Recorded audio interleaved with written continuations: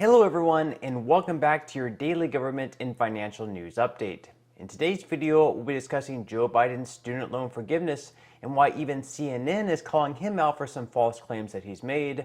Other than that, I'll go over why some recipients of Social Security will be receiving an increase of over $1,700 and when exactly they can expect to start receiving that extra money. And finally, we go over some updates in the stock market and Bitcoin. Now, as always, I am definitely interested in hearing your thoughts on everything, and I wanted to quickly thank everyone for giving my videos likes and sharing them, as that certainly helps push these videos out to other people like you. Okay, so on Friday last week, the U.S. Appeals Court temporarily placed a block on Biden's student loan forgiveness from moving forward, which doesn't stop those from applying on studentaid.gov, but could possibly keep some students or former students from seeing this debt relief. Now, the attorney generals from the 6 states suing the Biden administration over this relief include Arkansas, Iowa, Kansas, Missouri, Nebraska, and South Carolina. Their argument is, for one, Biden is overstepping his authority by passing such a law without congressional approval.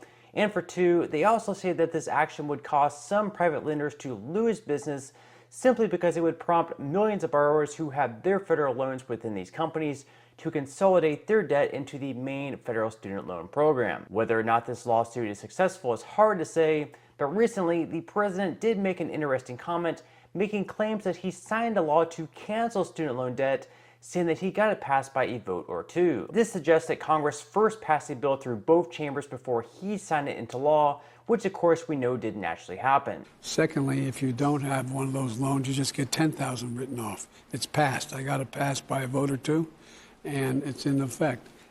Even CNN posted an article fact-checking President Biden, saying that he made false claims that he got student loan forgiveness passed by Congress. Now, one thing that may be unexpected for some people who receive this student loan relief, if it doesn't get overturned that is that they could potentially end up owing some taxes on this money. Thanks to the American Rescue Plan being signed into law last year, the forgiveness of student loan debt between 2021 and 2025 does not count towards federal taxable income.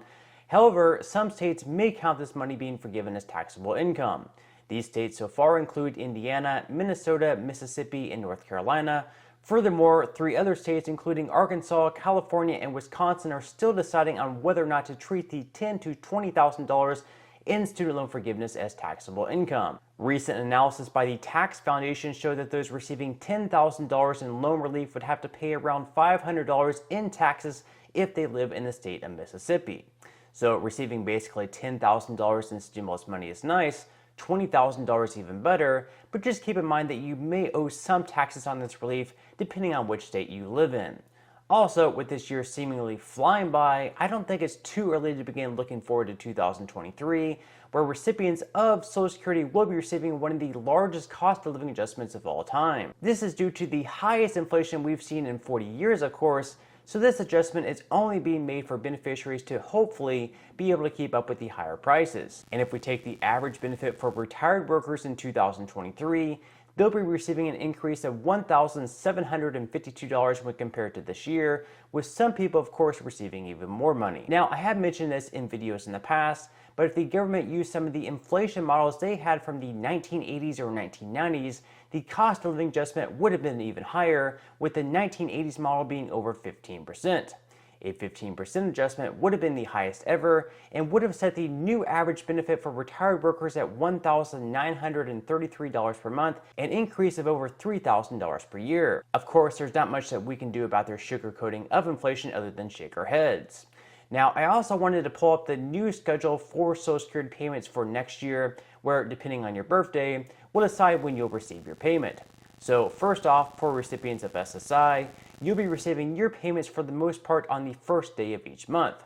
The only exception of this rule is when the first of each month falls on a weekend or holiday, and since January 1st falls on a Sunday and is also considered a holiday, you'll actually be getting your 2023 COLA a tad bit sooner, as it'll arrive on Friday, December 30th. So in December, you should be receiving 2 payments, the first being on December 1st in the normal amount that you've been getting all year long, and the second being on December 30th, which should be 8.7% higher. For all others receiving Social Security, or if you receive Social Security and SSI, you'll be getting your payments on different Wednesdays throughout each month, again, depending on when your birthday is.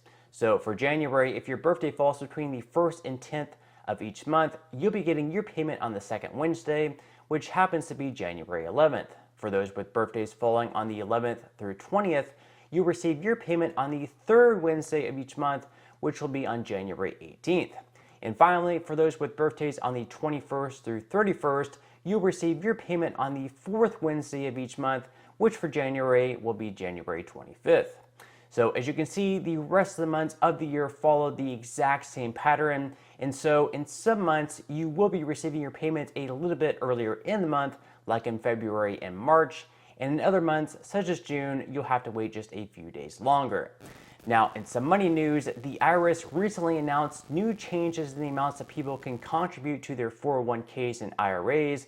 And so people can now contribute up to $22,500 in their 401k and up to $6,500 in their IRA for 2023. Workers age 50 and over will be able to contribute an additional $1,000 to their IRA in 2023, with their limit being now bumped up to $7,500. For employees with a 401k, 403b, or 457 plan, this is a boost of $2,000 from last year and a $500 boost for those with a traditional or Roth IRA. Now, as far as the stock market goes, yesterday it kept its momentum up from the previous week, with the S&P 500 rising by another 1.19%. The Dow Jones was also in the green by 1.34%, and the Nasdaq also rose by 0.86%.